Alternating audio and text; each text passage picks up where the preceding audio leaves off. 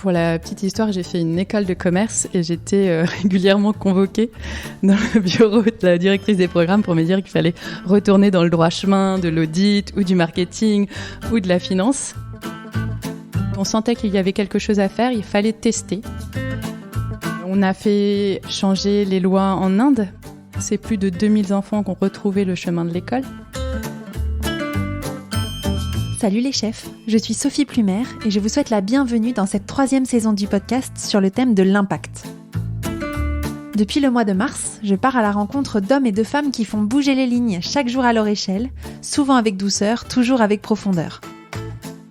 Sans tabou, nous parlons de leurs projets, de leurs rêves, de leur rôle de chef, de leurs doutes aussi bien sûr et de la manière de les dépasser. Tel un mantra, chaque épisode démarre avec la même question. Ça veut dire quoi pour toi avoir un impact positif sur le monde ? Aujourd'hui, je reçois Fanny Frémont. Si vous avez entendu les extraits qui précèdent cette introduction, vous avez compris qu'en termes d'impact positif, on est sur du très lourd. Fanny est pour moi le modèle d'une chef qui s'engage et fait bouger les lignes. Elle travaille aux achats d'un grand groupe de cosmétiques quand elle se rend compte que la filière d'approvisionnement en minerais qui sert au rose à joues exploite les enfants en Inde. Le déclic s'opère et depuis 7 ans, Fanny s'engage et fédère les entreprises les plus puissantes du monde pour rendre cette filière plus durable et responsable et in fine sortir les enfants des mines d'extraction. Pour chef, Fanny a accepté de me raconter son histoire, son déclic, son engagement, ses actions concrètes, son impact, ses apprentissages en matière de leadership. J'espère sincèrement que cet épisode vous éclairera sur les dessous de notre modèle de consommation et vous donnera aussi envie de vous engager à votre échelle, petit à petit, pour faire bouger les lignes. Je vous souhaite une bonne écoute de ma conversation avec Fanny Frémont et je vous retrouve en fin d'épisode pour le débrief.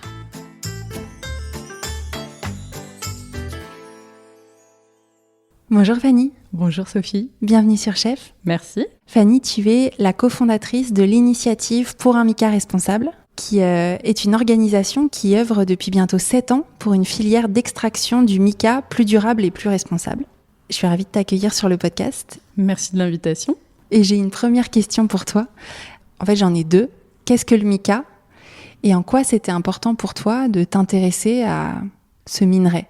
Alors le mica est justement un minerai qui est utilisé dans plein d'industries différentes. On ne le connaît pas beaucoup, mais il est utilisé pour à la fois ses propriétés physiques, il est brillant en fait, et c'est tout ce qu'on a de brillant dans par exemple les maquillages, donc les cosmétiques, mais aussi dans la peinture, ou le brillant d'une peinture par exemple métallisée automobile, c'est du mica.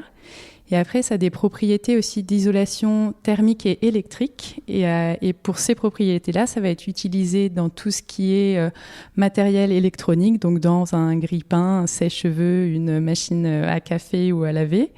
Et aujourd'hui aussi dans tout ce qui est batterie électrique. Donc ça, c'est pour l'utilisation du mica. C'est un peu, je vais pas dire un produit du quotidien, mais en fait, ça l'est, c'est dans nos produits du quotidien. C'est un produit du quotidien. On se lève le matin, on se brosse les dents, il y a du mica dans le dentifrice, on se met un peu de maquillage, on se met du mica. On se fait un café ou un thé, on utilise en fait notre bouilloire, notre grille-pain, du mica. On prend une voiture, un train, un bus, un vélo électrique, on retrouve du mica. Dans notre téléphone, notre ordinateur, il y a du mica. Donc c'est un sujet absolument inconnu, mais en effet qu'on trouve partout. Et pour la deuxième question, du coup, comment j'en suis venue à regarder un peu plus ce sujet, je travaillais au préalable dans la cosmétique, en charge des achats responsables. Et donc, dans ce cadre-là, j'avais commencé à travailler sur le mica. On s'est très vite rendu compte qu'il y avait des problématiques liées aux conditions de travail et notamment prévalence de travail des enfants dans les mines d'extraction en Inde et à Madagascar, et aussi l'illégalité de la collecte. Et en fait, au titre d'une entreprise individuelle, c'est extrêmement dur de travailler dans des pays loin sur des questions de légifération, sur des questions de travail des enfants, etc. Donc on sentait qu'il y avait besoin d'aller plus loin et d'amener autour de la table différents acteurs, les gouvernements, des ONG, des entreprises, et qu'il fallait dépasser la taille de l'entreprise individuelle. Tu t'en es rendu compte dans ce cadre des fonctions que tu avais en tant que responsable des achats responsables, c'est ça ? Exactement. Comment s'est passé le déclic ? Comment tu as pris conscience en fait des conditions d'extraction du mica ? J'en ai pris conscience d'abord par un article dans la presse qui nous a alertés sur le sujet. À ce moment-là, en fait, on s'est tout simplement déplacé. Donc moi, je suis allée en Inde, dans des zones d'extraction du mica, dans des mines, et j'ai pu constater par moi-même la présence de nombreux enfants et globalement de conditions de travail pour les adultes et les familles assez déplorables dans des zones très pauvres. Donc voilà, le constat était là, et on a tout de suite voulu, avec d'autres cosméticiens, mettre en place des actions. On s'est dit, comme je le disais précédemment, qu'on avait aussi besoin des autres industries utilisatrices pour avoir de l'impact. On avait besoin des gouvernements, d'ONG pour leurs compétences à sortir des enfants d'une mine et à les rescolariser. Et c'est de là qu'a germé l'idée en fait, de créer l'initiative pour un mica responsable que je dirige aujourd'hui. Bravo pour ça. Merci. Tu vas m'expliquer un peu plus justement ce que vous faites dans cette association, l'impact que vous avez, puisque c'est le thème de cette saison.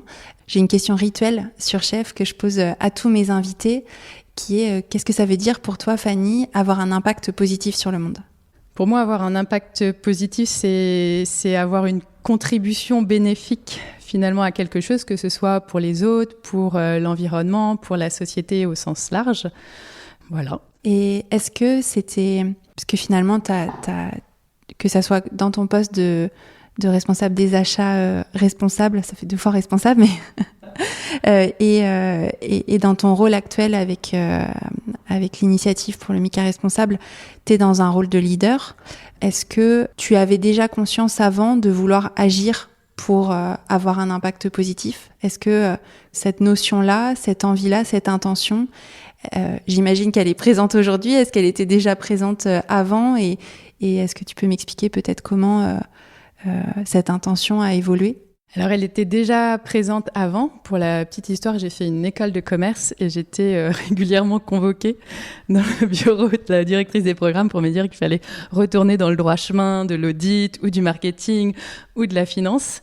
Et donc, j'ai fait mon premier stage en sortant d'école dans une grande boîte en marketing. Et je me suis dit, non, je retourne à ce que j'ai vraiment envie de faire.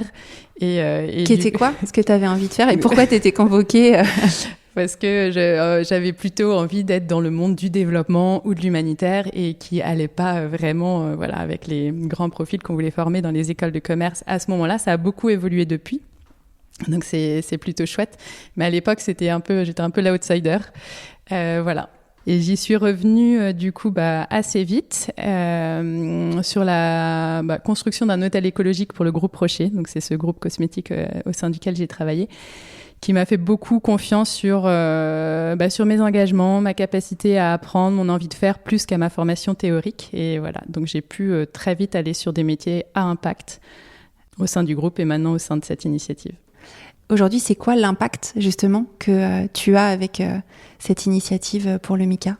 Au sein de l'initiative, je dirais qu'on a différents impacts. On a évidemment une mission ou un objectif final qu'on voudrait atteindre, qui sont des chaînes d'approvisionnement en mica exemptes de travail des enfants et responsables en termes de pratique et respect des droits de l'homme. Et pour atteindre en fait cet objectif ultime, ce qu'on fait souvent dans le monde des ONG et des associations, c'est de créer une théorie du changement. Donc c'est tout un tas d'activités qui vont avoir des impacts intermédiaires jusqu'à atteindre cet objectif final. Donc nous, on est plutôt au stade de ces impacts et résultats intermédiaires. On n'est pas au bout du chemin. Mais ce que je peux quand même citer par exemple, et qui contribue justement à atteindre par des chaînes de causalité cet objectif final. On a fait changer les lois en Inde. Il y a une nouvelle loi qui a été publiée l'année dernière et qui va permettre de reconnaître 300 000 travailleurs du mica et de les faire passer dans la légalité. Donc ça, pour nous, c'est extrêmement important. On travaille en Inde dans 180 villages et ça représente à peu près 16 000 familles ou 90 000 bénéficiaires. C'est plus de 2000 enfants qui ont retrouvé le chemin de l'école. Voilà, donc tout ça pour moi, ce sont des impacts. On est passé aussi de 10 à 100 membres et des membres pour nous, ce sont des entreprises ou des ONG qui nous rejoignent et qui signent des engagements de transformation dans leur chaîne d'approvisionnement. Donc, c'est de l'impact aussi via eux et via ces entreprises et les bonnes pratiques qu'elles vont mettre en place dans leur propre chaîne d'approvisionnement. Donc voilà, ça touche à, je dirais, pas mal de facettes. Quand tu dis on en est encore à l'impact intermédiaire, c'est déjà énorme en fait. Enfin, ce que tu dis, vous avez permis de reconnaître 300 000 travailleurs, aider 16 000 familles, sorti 2 000 enfants des mines pour leur permettre de retrouver le chemin de l'école. En termes de chiffres, puisque tu parlais un peu de chiffres, pour qu'on se rende compte peut-être de l'impact souhaité à terme, ça représente 10 fois plus de personnes, ou c'est quoi l'impact quantitatif que vous voulez avoir sur cette population ? Il y a des études qui disent qu'en Inde, il y aurait à peu près 30 000 enfants dans les mines. Donc on en est encore loin. C'est à peu près 10 000 aussi à Madagascar, enfants. Donc on a encore un bout de chemin. Après, on ne prétend pas non plus résoudre tout ça tout seul. Donc on a un gros travail de lien avec d'autres ONG qui travaillent en Inde ou à Madagascar, et d'avoir une stratégie commune pour avoir un impact plus grand tous ensemble. Ça m'intéresse maintenant de savoir un peu plus comment tu fais au quotidien pour avoir déjà ces résultats qui sont déjà énormes et très concrets. Si je reviens un peu en arrière, tu es dans ton poste précédent aux achats, tu te rends compte qu'il y a ces problèmes sur le terrain en Inde et à Madagascar, tu décides d'agir. Et comment on agit ? Comment on agit en plus dans un pays qui n'est pas le nôtre ? On connaît peut-être pas les règles, on connaît pas les politiques, etc. Et où en plus on se dit qu'il faut fédérer des grosses entreprises parce que seul on peut pas y aller. Comme ça, je me dis que tu devais être face à une belle montagne. et je suis intéressée par savoir, ça a été quoi les premiers pas ? Les premiers pas, c'est exactement ce que tu viens de mentionner, c'était de fédérer, faire connaître, faire adhérer. Donc il y a eu finalement le gros du travail au début, c'est d'aller à la rencontre des personnes, les faire se parler. Et quand je dis les personnes, c'est surtout les organisations, donc les entreprises privées, les ONG, les gouvernements, qui sont en plus des mondes entre lesquels il y a beaucoup de défiance. Les entreprises n'aiment pas trop que les ONG travaillent avec elles, ou inversement, les ONG voient les entreprises comme les méchants avec qui il ne faut pas s'allier. Donc, il fallait aller chercher ces mondes et les faire se parler entre eux. Faire connaître le sujet du mica, qui est en fait un sujet qui est complètement méconnu. Je pense que finalement, personne ne sait qu'il y en a à peu près dans tous les produits qu'on utilise au quotidien. Donc, il fallait sortir le sujet de sous le tapis. Donc ça, c'est aussi aller en parler dans les instances internationales, aller en parler au niveau de la Commission européenne, au niveau des entreprises. Et donc ça, c'est des choses qu'on a, je pense, pas trop mal réussi. Et après, pour pouvoir continuer à faire adhérer, pour moi, il y a un vrai travail d'écoute active. En fait, les organisations, elles vont continuer à soutenir si elles y trouvent du bénéfice pour elles, en tant qu'entreprise ou en tant qu'ONG, parce que ça sert leur mission. Donc, il faut pouvoir écouter, identifier leurs besoins et y répondre, et aussi créer beaucoup d'appropriation. Donc, les faire contribuer à l'élaboration des solutions imaginées et à leur mise en œuvre. Comment tu passes de salariée à fondatrice de cette initiative ou cofondatrice ? En quelques minutes. Non, parce qu'en fait, en t'entendant, je me dis, ok, c'est presque une vocation, parce qu'en fait, cette mission, elle allait au-delà de ta mission de responsable des achats. Donc, comment cette bascule, elle s'est opérée ? Tu as décidé de t'attaquer à la filière et aujourd'hui, tu en fais ton activité à 100%. Je suis intéressée pour savoir quel a été le chemin, en fait. La façon dont ça s'est passé, c'était un sujet que je discutais déjà en étant dans le groupe Rocher avec d'autres cosméticiens. Pour la petite histoire, j'étais enceinte de mon premier enfant, en congé maternité, et l'opportunité se présente. On est aussi de signer l'achat de notre appartement, donc pas vraiment dans une situation entièrement stable. Et l'occasion se présente, je me dis que j'ai envie d'y aller. Et j'en discute avec mon mari, du coup, en lui demandant, écoute, voilà, il y a cette opportunité, j'ai envie de donner 1 an de mon temps pour voir si ça peut marcher. Qu'est-ce que t'en penses ? Et du tac au tac, il me répond, il faut y aller, c'est une évidence. Et c'est ce qui a, je pense, déclenché le démarrage, l'opportunité et des gens qui croient en moi autour de moi. L'opportunité, c'était que d'autres cosméticiens comme nous, le groupe Rocher, avions envie de créer cette initiative. On sentait qu'il y avait quelque chose à faire, il fallait tester. Donc on s'était dit, testons le modèle pendant 1 an, on voit si on trouve des financements, si on trouve des membres qui croient, si on arrive à mettre en place des plans d'action, notre théorie du changement, etc. Et ça marchait si quelqu'un y investissait du temps et de l'énergie, et j'avais envie de le faire. Ok. Donc tu te lances dans cette aventure. Tu disais que vous étiez passé de 10 membres à 100 membres. Concrètement, les membres, c'est quoi? À quoi ils servent? Comment tu vas les chercher? Comment tu les convaincs d'adhérer à l'initiative? Alors, comment je vais les chercher pour commencer? C'est vraiment des discussions, voilà, en individuel ou via parfois des salons pour les industriels. Et l'idée, c'est de leur exposer les problématiques. Il y a beaucoup d'industriels qui ne savaient même pas qu'ils utilisaient du mica, donc c'est déjà leur faire connaître le mica, leur expliquer les problématiques associées à l'approvisionnement en mica, leur montrer que nous, on peut apporter des solutions crédibles et de leur montrer en quoi ça va être bénéfique pour eux. Donc ça, je pense que c'est un peu les étapes qui vont faire qu'ils décident de s'engager. Et après, une fois qu'ils sont engagés, pour les retenir, il faut que nous, on puisse délivrer et apporter aussi vraiment des vrais progrès. Des membres, ça veut dire qu'ils financent la structure. Hein. Exactement. En fait, ils financent la structure et plus important encore pour nous, ils prennent des engagements. Donc, ils signent des engagements en entrant, par exemple, de mettre en place des bonnes pratiques, de payer un salaire décent aux travailleurs du mica en Inde, à Madagascar, et ils s'engagent évidemment à lutter contre le travail des enfants. Donc tout ça, c'est même encore plus important pour moi que l'adhésion financière. Bien sûr. Pour les convaincre de passer le pas, il faut aussi qu'ils y trouvent leur intérêt. En quoi c'est bénéfique pour eux de finalement payer plus cher le mica, prendre les engagements d'approvisionnement via des filières responsables et durables? Qu'est-ce qu'ils y trouvent, les entreprises qui adhèrent? Bonne question. Je pense que la réponse, elle va différer peut-être selon les entreprises et ça peut être un mix de plusieurs choses. Donc, il y a des entreprises qui s'engagent par pure aussi éthique, comme tu l'as mentionné.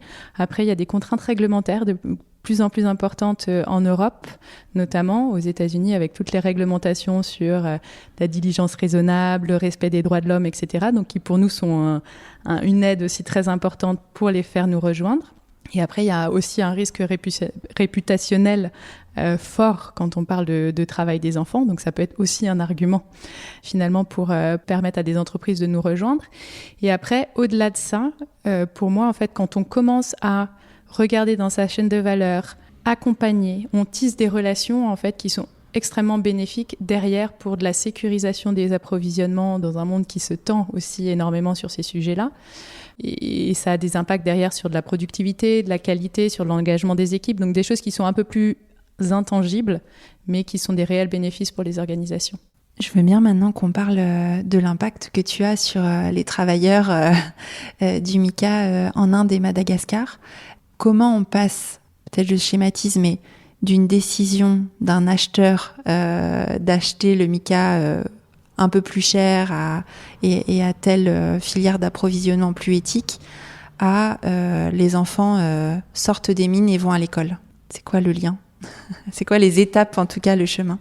Alors, une de nos particularités, et on fait un peu cas à part dans le milieu des initiatives sur ces sujets-là, nous, on travaille vraiment dans les pays. Donc, on a des équipes en Inde, on a des équipes à Madagascar, et ce qui peut être imaginé, pensé au niveau d'entreprise en Europe, aux États-Unis et en Asie, peut se mettre en place directement au niveau très local via les équipes.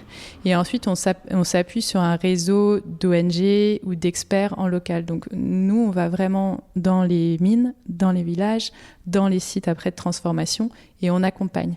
Donc, on a vraiment ce volet transformatif qui est peu présent dans les autres organisations de ce style.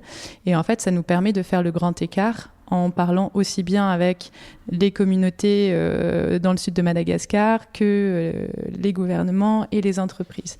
Et c'est cette force-là qui permet en fait de passer de je prends une décision d'achat sur une table à Paris et ça va être cascadé jusqu'à une usine au fond de l'Inde. Ok. Les personnes en local, qu'est-ce qu'elles font? Ce sont des personnes de l'initiative? Oui. Oui. Donc, on a par exemple 2 personnes en Inde et 2 personnes à Madagascar. Okay. Elles chôment pas. Elles ont d'abord tout le relationnel et l'institutionnel en local. Donc, c'est engager les gouvernements locaux justement pour légiférer ou faire appliquer les lois de protection de l'enfance, de protection des travailleurs, etc. Donc, il y a un volet très institutionnel d'advocacy en fait avec les gouvernements. Et ensuite, il y a vraiment tout un volet de mise en œuvre des programmes. Donc, Vijay en Inde, par exemple, il pilote les programmes dans 180 villages via 10 ONG locales. Gautam, il va dans les sites de transformation et il forme les personnes à des meilleures pratiques, il améliore les process, les installations, etc. Donc, c'est vraiment dans du très concret. Et on est une petite organisation, donc ça pousse aussi à être un peu couteau suisse et à toucher à beaucoup de choses. Vous avez des retours des gens sur place ? Est-ce qu'ils se rendaient compte que c'était pas une situation qui était satisfaisante et que y a des manières de faire qui existent pour changer les choses, ou l'avant-après, en tout cas maintenant les gens sur place, qu'est-ce qu'ils vous disent, s'ils vous disent des choses ? On a des témoignages très touchants des communautés, que ce soit des enfants qui ont l'opportunité de retourner à l'école, de ne pas se marier trop tôt, d'être soignés quand ils ont un problème, ou des familles du coup aussi au sens large qui ont vu leurs revenus augmenter, qui n'ont plus besoin d'emmener leurs enfants dans les mines. Donc cette partie-là, elle est extrêmement positive et vraiment assez touchante. Je serais plus nuancée au niveau des gouvernements. Et là, moi, c'était un gros désaveu, pour être honnête. Je ne pensais pas que ce serait si complexe. Ce sont des temps lents de changement politique. Le mica, c'est pas forcément un sujet, c'est un minerai qui a une faible valeur, donc les gouvernements ne voient pas forcément l'intérêt économique à légiférer, à encadrer. Donc ça, c'est plus complexe et on n'a pas encore tout résolu. Finalement, ils ont une approche très, très financière et pas une approche sociale. Exactement, ce qui est très triste quand on sait qu'ils sont élus quand même par la population qu'ils sont censés représenter. Ouais, je comprends le désaveu. Et qu'est-ce que te disent les adhérents, les entreprises ? Les entreprises, je dirais amont. Donc, par exemple, les transformateurs en Inde ou à Madagascar ont une approche très pragmatique. Ils sont évidemment assez partants pour mettre en place des meilleures pratiques, mais s'il y a aussi un intérêt économique pour eux, donc si derrière, ça leur crée plus de débouchés, si leurs clients les accompagnent, etc. Donc, ils sont aussi très pragmatiques, et ce qui s'entend, en fait, parce que la mise en place de bonnes pratiques implique des surcoûts pour eux. Donc, si leur chaîne est capable de l'accompagner, ils le feront.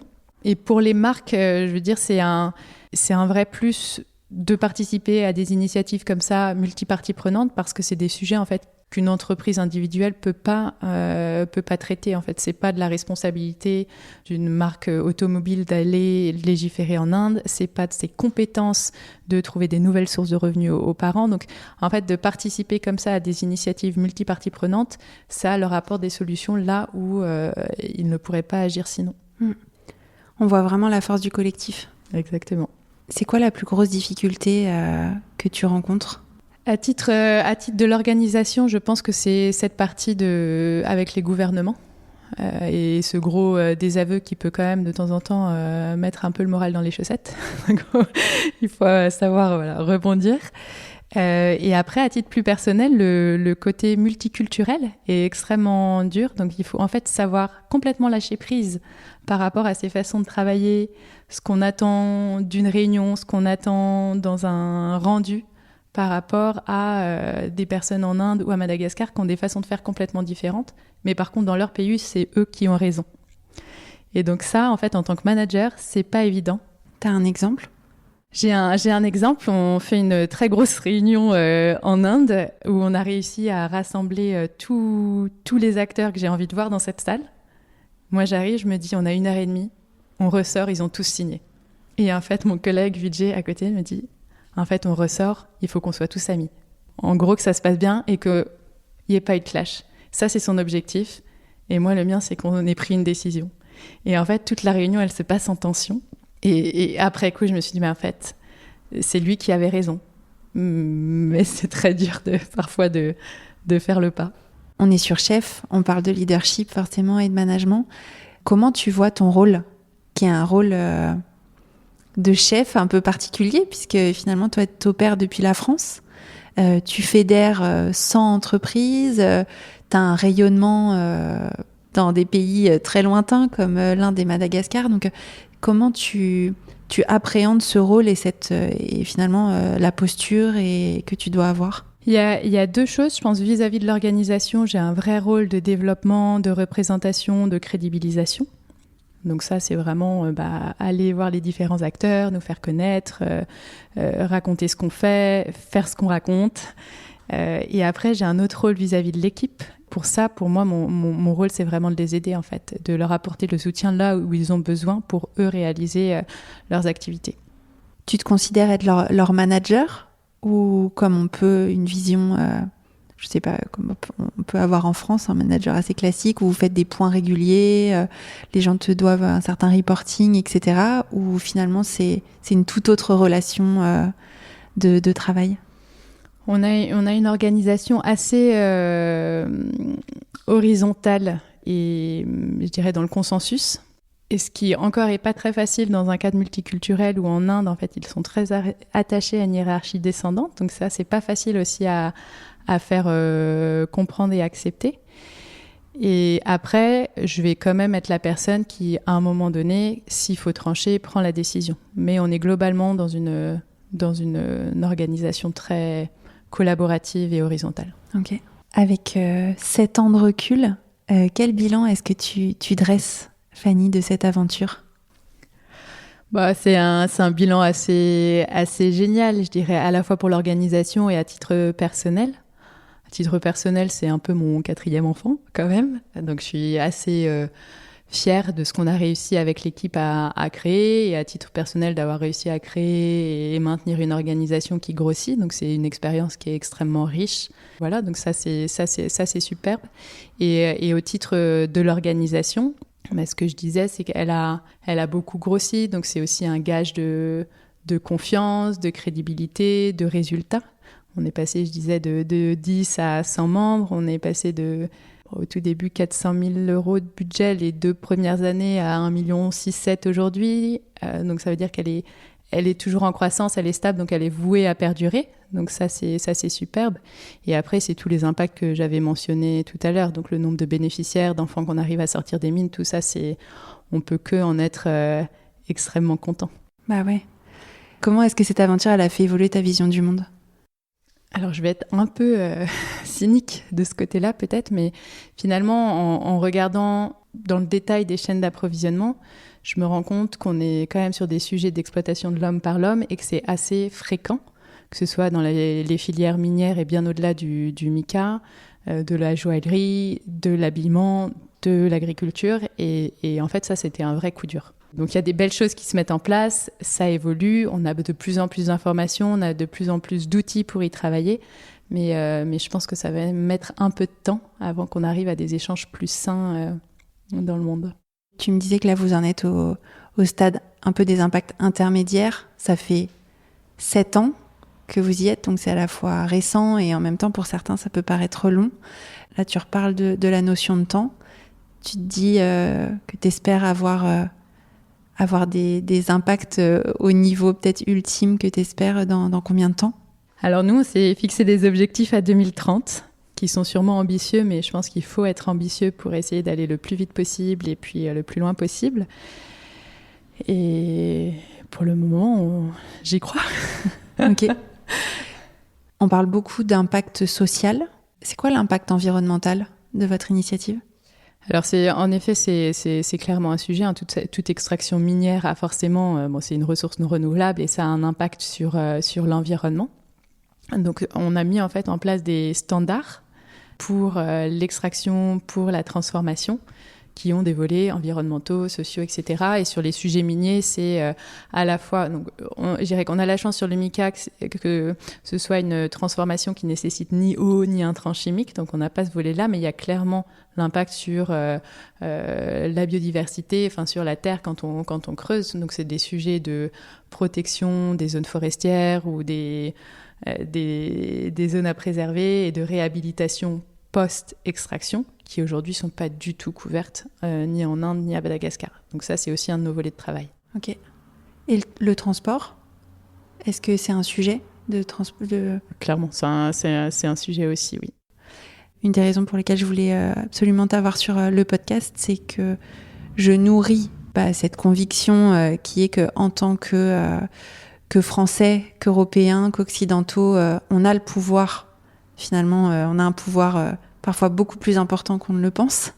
Est-ce que ta vision de la relation pays développé, pays en voie de développement, entreprise capitaliste internationale versus des plus petits fournisseurs, est-ce que cette vision-là des équilibres, des relations avec les gens, elle a évolué pour toi ou c'est quoi ta vision de ces équilibres-là ? C'est des sujets auxquels on fait de plus en plus attention. Toute la réglementation européenne qui se renforce sur ces sujets montre qu'en tout cas, on y fait de plus en plus attention. Après, là, c'est très personnel, mais je suis convaincue que si on reste sur des modèles de société et de consommation tels qu'ils sont aujourd'hui, on n'y arrivera pas. Donc, il faut être capable et être courageux à un moment donné, enfin suffisamment courageux pour repenser nos modèles. Mais ça, je suis assez pessimiste sur le fait que ça arrive prochainement. Pourquoi ? Parce que c'est pas vraiment c'est à la fois, je trouve, parce que les entreprises ou les gouvernements font de façon très proactive. Donc, je vois beaucoup d'initiatives plutôt individuelles ou de petits groupes de personnes, en fait, ou de consommateurs ou de personnes s'engager. Mais je trouve que les décisions vraiment un peu radicales au niveau du gouvernement, au niveau des entreprises, elles tardent à arriver. Qu'est-ce qu'il faudrait pour que les décisions soient plus rapides et les actions surtout plus rapides et plus fortes? Malheureusement, j'ai le sentiment, mais qu'il faut qu'un gros truc nous tombe sur la tête. Donc on a eu le Covid, on pensait que ça allait apporter beaucoup de changements et finalement pas tant que ça.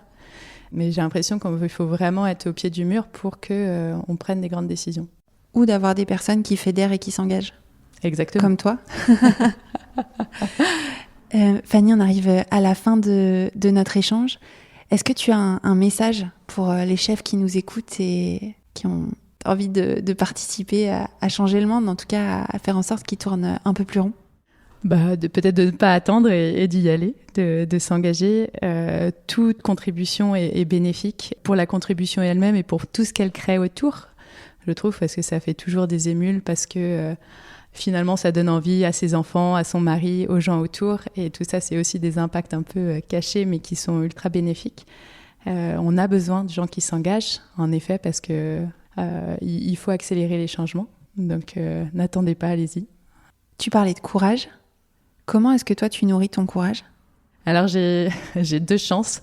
Je crois que j'ai un reset tous les matins. Donc, même si je suis un peu parfois au fond du trou, où j'ai des doutes, où chaque matin, je me réveille pleine d'énergie, j'ai cette chance-là. La deuxième, c'est à nouveau mon mari, avec qui j'arrive à décomposer en fait les gros doutes ou les gros problèmes en plus petites choses qui permettent de les atteindre étape par étape. Et de se dire de ne pas regarder toute la grosse montagne, mais plutôt les petites marches qui sont plus faciles à atteindre. Et après, finalement, ce que j'aime bien faire, c'est l'exercice aussi qu'on a fait aujourd'hui, c'est de se dire, en fait, on a déjà fait tout ça. Et de se dire que du coup, ça vaut le coup. Et que même si ça paraît vertigineux, en fait, on avance. Et que tout ce qu'on aura fait sera déjà super. Et ça me permet aussi de continuer. Il y a une chose que je retiens aussi de ton témoignage, c'est finalement de s'intéresser et d'aller regarder les choses de plus près, d'oser, finalement d'avoir le courage de le faire pour savoir peut-être plus précisément sur quoi on doit agir. Parce que si tu n'étais pas allé regarder ce sujet du Mica, tu n'aurais peut-être pas su sur quoi t'engager ou comment t'engager et tu aurais sûrement loupé le coche de quelque chose dans ta mission de responsable des achats. Exactement. Il faut être curieux et oser et poser des questions. Ouais. Dernière chose, en tant que consommateur, est-ce qu'on peut faire quelque chose à notre échelle ? Alors aujourd'hui sur le Mica, c'est un peu compliqué, mais sur plein d'autres produits, oui, c'est de regarder, questionner et puis faire des choix pour des produits qui seraient plus engagés, plus éthiques, plus responsables, évidemment. Merci beaucoup et encore bravo pour ce que vous faites. Merci. Alors, qu'avez-vous retenu de ma conversation avec Fanny Frémont ? De mon côté, j'ai noté quelques phrases clés qui vont me servir de trame pour ce débrief. En fait, les organisations, elles vont continuer à soutenir si elles y trouvent du bénéfice pour elles, en tant qu'entreprise ou en tant qu'ONG, parce que ça sert leur mission. Ça paraît évident, mais je retiens ici que quand on veut s'engager, faire bouger les lignes et donc fédérer autour d'un projet, il faut que les personnes, les organisations qu'on souhaite fédérer y trouvent un intérêt direct. Ici, Fanny connaît bien la question des achats et des chaînes d'approvisionnement, donc elle allie à la fois des arguments éthiques, économiques et industriels. Ce sont des temps lents de changement politique. Que vous soyez habitué ou non des épisodes de Chef, s'il y a bien une notion qui revient souvent chez mes invités, c'est la question du temps. Quand on parle d'impact, on aimerait que ça soit fort, puissant, rapide, mais on n'est pas une bombe nucléaire les gars. Tout changement structurant prend du temps. C'est important d'en avoir conscience pour l'accepter et agir en fonction de ce temps long. Ça ne veut pas dire qu'il ne se passe rien, ça veut dire que pour atteindre nos objectifs, c'est un chemin, souvent passionnant, pas toujours simple, mais dans la durée. Fanny nous parlait d'un chemin de 15 ans pour atteindre leur ambition initiale. Mais c'est pas un chemin monotone, au contraire, c'est un chemin où elle apprend plein de choses et c'est ça qui est super riche. En fait, de participer comme ça à des initiatives multiparties prenantes, ça leur apporte des solutions là où ils ne pourraient pas agir sinon. Sur Chef, on parle de temps, mais on parle aussi beaucoup de la force du collectif pour avoir de l'impact. Et Fanny enfonce encore le clou avec son témoignage. Tous les experts le disent, que ce soit sur Chef ou ailleurs, pour faire bouger les lignes, il est important d'unir nos forces. Ça ne veut pas dire que seul on ne peut pas agir, bien sûr. La preuve, puisque l'initiative que dirige Fanny est composée d'une toute petite équipe. Mais une équipe qui réussit à fédérer de manière bien plus large. Je dépasse un peu le cadre du témoignage de Fanny, mais je tire le trait de ce que ça veut dire être chef. Ça veut dire avoir des compétences pour fédérer, pour animer un collectif, pour arriver au consensus, respecter l'altérité aussi. On est bien loin du petit chef qu'on a peut-être tous en tête. Voilà, j'arrive à la fin de ce débrief et donc de cet épisode. Merci beaucoup d'avoir écouté Chef. Si vous aimez le podcast, si les messages qu'on fait passer avec mes invités dans les épisodes de Chef vous touchent, diffusez-les autour de vous, sur les réseaux sociaux, taguez-moi pour que je puisse vous voir et vous repartager et encouragez cette initiative sur les applications de podcast, Apple Podcast et Spotify en mettant une note, un commentaire.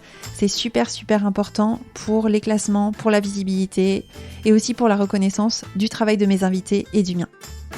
Merci beaucoup, à très vite.